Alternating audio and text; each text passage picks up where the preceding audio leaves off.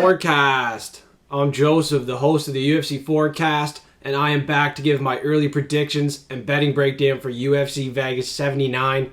It's back at the Apex, and in the main event, we got Rafael, Fiziev, and Mateusz Gamrot. It's going to be a wild main event. It's going to be an absolute war, and this card has a bunch of favorites that I think are going to cash in. I'm not going to get caught taking any underdogs this week, because last week at Noche UFC, I'm going to pull up my picks. I got caught taking some underdogs, not going to lie. And my lock of the week, that ended. I got caught risking it for the biscuit with Kevin Holland. And people gave me heat for taking Kevin Holland for lock of the week, called me crazy. It is what it is sometimes. But that was a split decision. And I don't know. I thought Kevin Holland put up way more volume. I know he did give his back a couple times. Wasn't always pushing forward, but I felt like he might have done enough. But I had money on Kevin Holland. Anybody who had money on Jack Della Maddalena, they obviously thought Jack Della Maddalena won that fight quite easily. And they're probably going to give me heat in the comments for taking Kevin Holland again, but whatever. I don't really care. I'm not taking big favorites as my lock of the week. I'm going to risk it for the biscuit. I'm looking to make some money here. But this week, I'm looking to play it a lot safer for sure. And this week, my lock and dog of the week is going to be for Patreon and Discord members only. So if you want access to my lock and dog of the week, it might not be on Instagram or Twitter this week. It won't be on my videos. It's going to be for the Discord members, Patreon members only. Thank you for the support. Thank you for everyone in the Discord and paying for the $5 a month Patreon. That's unreal value. Early access to my picks, and you get early access to the locks of the week, dogs of the week, props of the week. And last week was just a mess. It was looking good at the prelims, but once it got to the main card, that's when it got really sticky. My underdog, the first one, it was a no contest. He was looking pretty good on the feet, Daniel Lacerda. And a lot of people were on the side of Edgar Cheraz. And he did have that guillotine quite tight in the first round, but Lacerda was not out of there. He still had some fight left in him. And if he got out of that guillotine, I think he could have found that knockout shot. That's what I was forecasting.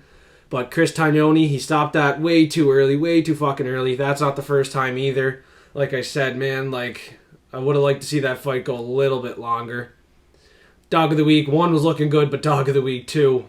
I'll put the towel over my fucking head because that's just horrible. Horrible fucking read on that dog there and on Kevin fucking Holland. I was doing good on the locks. I had Anthony Smith, Gabriel Miranda, Benoit Saint Denis before Gabriel Miranda there too. But yeah, Kevin Holland really fucking made that fight too close. Yeah.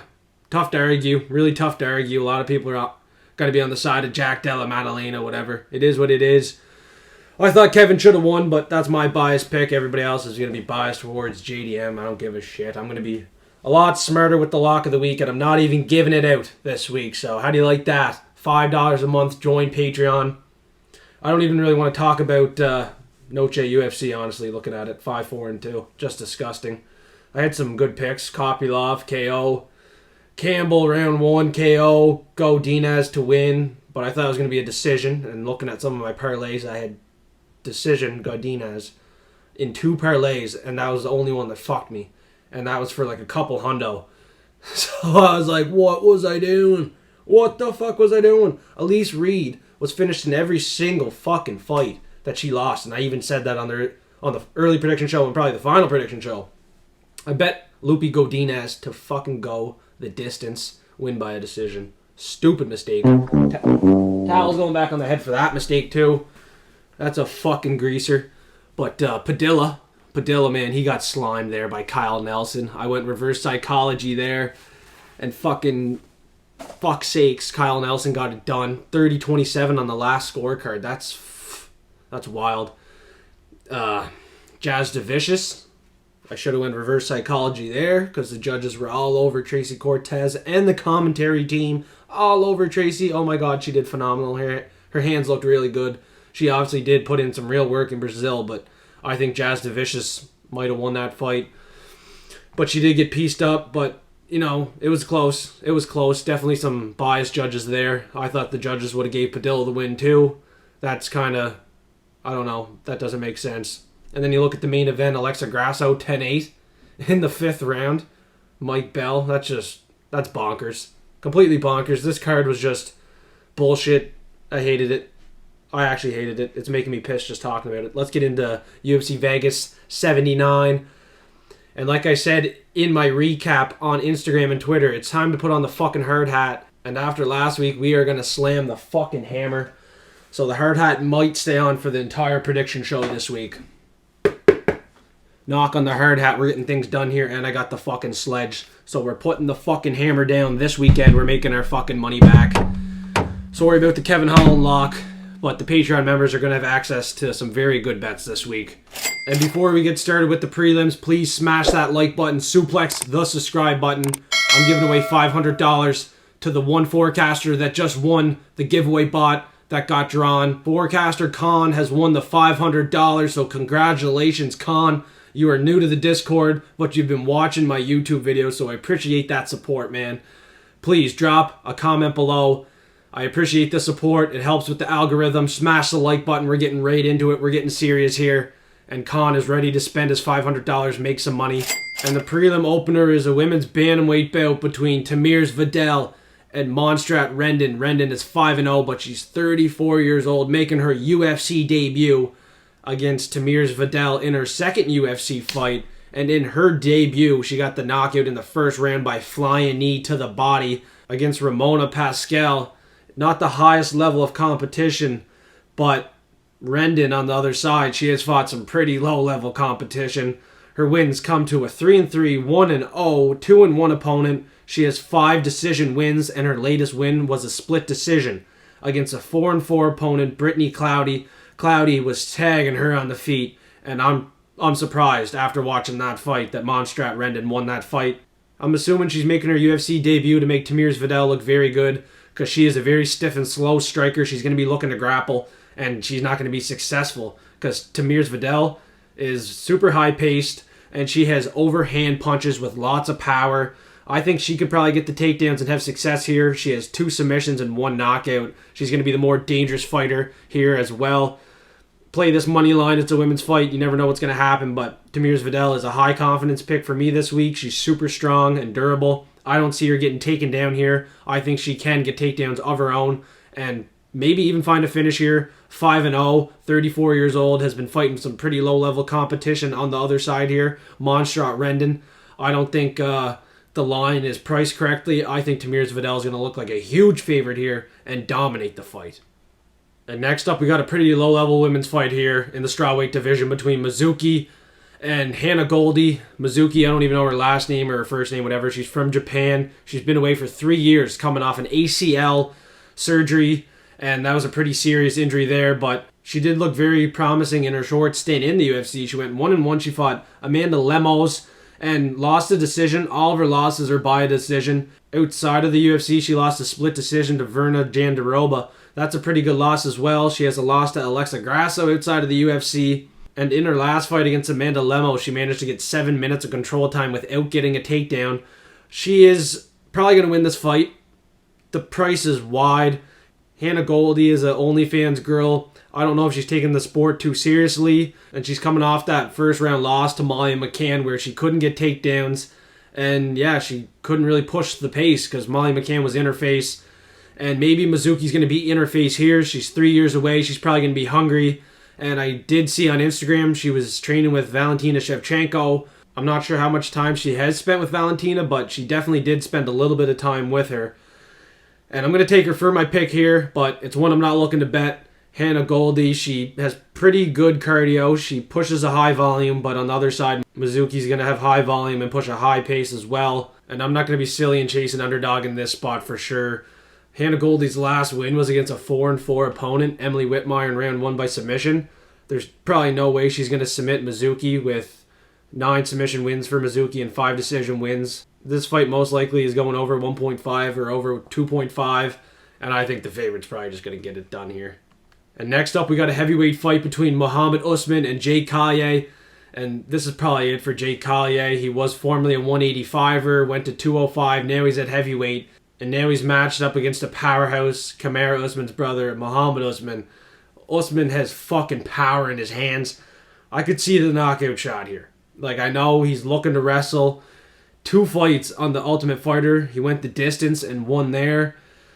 And his last fight, he went 2 for 12, 2 for 14 on takedowns, was just looking to wrestle, couldn't finish Junior Tafa, but Tafa has a chin. And against Zach Paga, he knocked him out in the second round with just a clean shot. I could see the same kind of clean shot happening here against Jake Collier. And I know Jake Collier has shown good durability. He only got knocked out to Tom Aspinall and Chris Barnett. But I feel like this is one where he's going to get caught with a big shot from Mohammed Usman. He's putting in work at Killcliff FC. I expect him to get takedowns here and then just work the ground and pound, land some big heavy shots on Jake Collier and put his lights out. I just see it happening. I have a weird feeling about it. And 3 out of the 4 knockouts for Mohammed Usman come in the very first round. I could see this one being very early. Jake Collier is the bottom of the barrel for the heavyweight division. This should be an easy smash play for Mohammed Usman. Let's fucking get it. And next up, we got one of the biggest favorites on the card, Jacob Malkoun versus Cody Brundage. And Cody Brundage is probably the bottom of the barrel for the middleweight division. Pretty close to it. He's 8-5. Just lost to Cedric Dumas. Showed his very low IQ. But he's live in the first round. That's about it. After that, he has pretty bad cardio. And he's taking this fight on 2 weeks' notice. And I don't expect him to get any takedowns here against Jacob Malkoun. Malkoun is going to be the one taking down Cody Brundage quite dominantly. He averages 7 takedowns. He's super relentless. He's a grinder. Don't really see him losing this fight. Honestly, I don't. The only way Cody's going to get this done is if he can knock out Jacob Malkoun in the very first round, just like Phil Haas. Malkoun can be hittable at times when he's looking to exchange, and Brundage does have underrated power. But at the end of the day, Malkoun is going to have higher volume, and he's going to be more accurate, and he's going to have the better cardio. He should dominate this fight. Outside of round 1, we're going to get quite comfortable with the pick here. Jacob Malkoun, going to be a pretty safe favorite in my opinion. And next up in the welterweight division, we have Tim the Dirty Bird Means throwing knocks against Andre Fialho. And Fialho just came off that loss to Joaquin Buckley in the second round via head kick. But Andre Fialho, man, I think he is decent. He's alright. Tim Means certainly has more experience here. That's a little worrisome. He's fought guys like Bilal Muhammad, lost a split decision there.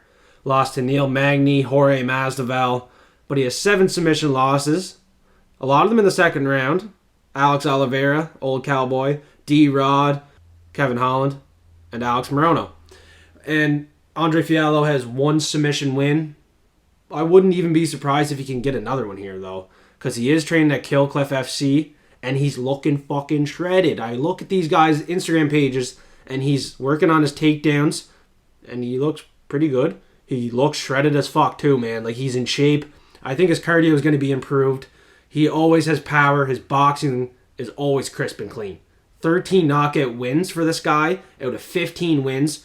12 out of 14 first round finishes. So I'm hoping and expecting Fialho to have a better gas tank than his previous fights, because this fight might have to go outside of the first round a little bit.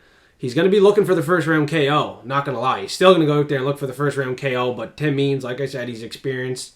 He is quite durable. He could survive round 1 and 2 and 3, and then it could get greasy and real dirty. But I think Fialho might knock him out here. Fialho's the pick, and knock on the hard hat, I had a good read on that one. And next up, we got a fight between Dan Argueta and Miles Johns, and this is a banger. I think this is a pretty good fight. These two guys are relentless, but in Miles Johns' last fight, he didn't look the best in my opinion against Vince Morales. And he's just been handed some pretty easy guys to beat, in my opinion. Like, he has a padded ass takedown defense against non-fucking wrestlers. He's fought Kevin Navidad, beat him in the 3rd round. Anderson Dos Santos, who's released from the promotion, him in the 3rd round, finished him by KO, both of them. So, he's not finishing these guys right away. He's not having success right away. He's having to work for it. And Dan Argueta in his last fight against Ronnie Lawrence, that fight should have been stopped in round 1. He had that submission in tight, and I could see him having success with takedowns against Miles Johns here and probably sinking a submission. I think he could get a finish. He's going to be super hungry after that no contest last time, and I'm sure he's going to be searching for a finish. He does have 3 decision wins as well in his debut. He won by a decision, and he dominated. And I've always thought Miles Johns was overrated. He's even been overpriced on the betting line too, so you got to be very careful with Miles Johns fights. I'm not really sure how good this guy is. I don't think his competition's that great. He has a decision win to Cole Smith in his UFC debut by a split decision, who's now released. A lot of these guys are released. Like I said, Anderson Dos Santos, he's released. Kevin Navidad pretty well will be released soon. And how could I forget, Vince Morales was also released from the promotion, so a lot of the guys that Miles Johns has bet got released. Dan Argueta is going to win this fight. And to start off the main card, we got a Canadian, Charles Jourdain, against Ricardo Ramos. And this fight's close. And this could potentially be a fight of the night, so be very careful betting this. Very careful betting it. It could be a wild finish. It could go the distance. In my opinion, I think it's going to be a 15-minute, action-packed banger. Pretty good matchmaking here. I hope both of them can make weight, because Ricardo Ramos was a fucking clown last time. Missed weight against Austin Lingo. And Charles Jourdain, his last fight, he didn't get the finish, but he dominated Kron Gracie, and Kron Gracie was away for a while, so I don't hold too much value in that win. And I'm fucking worried on this one, because I want to take the Canadian so bad. I want to do reverse psychology as well. I'm not really sure what to do here, so I'm 50-50 on this. It's a coin flip. And here's the thing. Last week with the reverse psychology, I should have done it with Jasmine Jasdavicius. Tracy Cortez was pretty obvious, the clear pick by a decision. Mexican fight week there, Independence Day. And then Padilla got robbed against Kyle Nelson. I went reverse psychology there. It should have worked. So I think I will go reverse psychology here. I fucking love Charles Air Jourdain. His striking is very good. 6 strikes a minute, 50% accuracy. He's going to be the better striker, but his IQ can be questionable. Very questionable. And Ricardo Ramos, he can mix in the takedowns, 60% accuracy. Like, man, just the threat of the takedowns is worrying me a lot here. Jourdain, I don't know if he can keep this one on the feet. He has 5 decision losses: Nathaniel Wood, Shane Burgos, Andre Fili. And I feel like if Fili and Nathaniel Wood can beat him, maybe Ricardo Ramos can as well here. Ramos will have a 3-inch reach advantage as well. He's back in Brazil training close to home. I don't know. I feel like the dog's going to cash in here, the Brazilian. I might go reverse psychology, honest to God here. Fuck, I don't want to do it. I do not want to do it. Like, Ramos has 3 strikes a minute, 38% strike accuracy. I'm telling you right now, I think Jourdain's going to be the better striker. He's going to look good. He's going to have his moments. He's going to be quick and tough, but I just think he's going to get taken down and maybe lose a close decision here. Fuck. Maybe he gets it done. You never know. I'll be back and forth on this one all week for sure. I have more digging in to do on this fight, but Jourdain for now, he's 5-1 in the UFC. Ricardo Ramos is 7-3. I think I'm going underdog here on this pick. Stay tuned for the final prediction show, because I will bring the hammer back out. I will make a final prediction on each and every fight, hopefully with a little bit more confidence. And I hope to God I am not flip-flopping on this fight. I'm either going reverse psychology or I'm going with my fucking Canadian. And next up, we got Bryan Battle and AJ Fletcher. And bring out the hammer, because I think Bryan Battle's going to smash AJ Fletcher here. Battle has a couple submission wins, Gilbert Urbina and Andre Petrosky. He also has a couple knockout wins, Gabe Green KO round 1 and Takashi Sato head kick KO round 1. Bryan Battle can do anything. He's super well-rounded. And he was a former lock of the week for me against Gabe Green. And I'm not saying he's a lock of the week again here, but I'm pretty confident he's going to win. I just told you, bring out the fucking hammer. Like, yeah, he's a lock play here. Not saying he's going to be the lock of the week, but 100% he's going to win. He's a lock play for sure this week, guys. Bryan Battle's going to win. AJ Fletcher, on the Contender Series, he won in round 1 against an opponent that went 1-3 since the Contender Series, and his most recent loss was to Starpoli, so the guy on the Contender Series was probably fed to get AJ Fletcher in the UFC. Outside of the UFC, he has 6 round 1 finishes, but 3-4 and 9-7. I'm not sold. I don't think AJ Fletcher is going to be a big prospect. If you dig into it, Fletcher has fought some pretty low-level competition, and he's not going to beat Bryan Battle. He's from Louisiana. He has put in some work with Dustin Poirier. Durable as hell. 2 decision losses, Matt Semelsberger and Angelusa. 2 very tough guys, couldn't finish him. So Maybe the finish isn't live here for Bryan Battle, but man dear, I can guarantee you he's going to win this fight. Moneyline's a great fucking pick. And next up, we got a fight that does not get me excited whatsoever. This is the second time these two women are fighting. Marina Rodriguez and Michelle Waterson-Gomez. Fucking Christ, man. Waterson already lost a decision to Marina Rodriguez. She got outstruck. And Rodriguez was clearly way faster, and it's just going to happen again. Rodriguez has more finishing ability. She has 6 knockouts, knocked out Amanda Ribas in the second round. She has 4 decision wins, 1 over Mackenzie Dern, Tecia Torres. Torres beat Waterson, so, enough said. Rodriguez is going to win, not much to talk about. Take the favorite. Waterson-Gomez is 37, Rodriguez is 36. Both these girls probably don't have a shot at a title.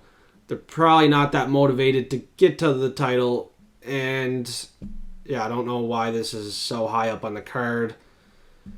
Yeah, let's go to the next fight. We got Bryce Mitchell and Dan Ige next. And this is one to fucking get excited about, I think. Bryce Mitchell last fought Ilia Topuria, and he was undefeated in the UFC before that. He has one of the only twister chokes in the UFC against Matt Sales, though. And Dan Ige is 50K bonus material, man. He has hands, he has power, sharp, accurate striker. But lately, he hasn't been looking too accurate. He's been throwing punches and bunches and not landing so much. And Bryce Mitchell has a 60% strike defense and strike accuracy. I think Dan Ige is just getting a little bit past his prime now. I know he's only 32, but a younger Dan Ige was a little bit better than the older Dan Ige, in my opinion. I think he might get taken down here. Maybe I'll be wrong. Maybe Bryce Mitchell has way too much going on in his personal life, but I think he's going to look pretty thug fucking nasty here. I think he's going to get her done. He has 9 submission wins. Wouldn't surprise me if he can get the submission. I expect him to get the takedowns, but he's a decision dominator. All of his wins are unanimous decision. Andre Fili, Edson Barboza. He beat Chepe Mariscal as well outside of the UFC. That's an impressive win. I just think Bryce Mitchell's the clear pick. But don't get caught going for that submission, because his only submission was the twister to Matt Sales. If you look at it, you would think you'd be able to get a submission to Andre Fili or Charles Rosa, some guys that he beat by a decision, but he would just beat them by a decision, took them down, controlled them, and I expect him to do the same thing here against Dan Ige, unfortunately. Dan Iggy's another guy that was a former lock of the week for me. I know he has good power. His striking's decent, but Bryce Mitchell, his striking looked very good against Edson Barboza. I think he's coming out here and getting the dub. And next up, we got a fight that I expect to be a bloodbath between Rafael Fiziev and Mateusz Gamrot. Gamrot is 22-2, and he's fighting a guy that's 12-2. But Fiziev just fought Justin Gaethje, and that was a fucking war. That was a war. That was a sick fight. Majority decision for Gaethje. I had Gaethje as my underdog of the week that week. That was a good call for me. And you guys know my underdogs are looking like fades of the week right now, but hopefully I can turn things around. I think Fiziev has way more knockout power. He knocked out Moicano, Brad Riddell, RDA. Some of them came late, but this guy's going to put the volume on, and he hits hard. And he's relentless as hell, man. And I think eventually he's going to land one on Mateusz Gamrot.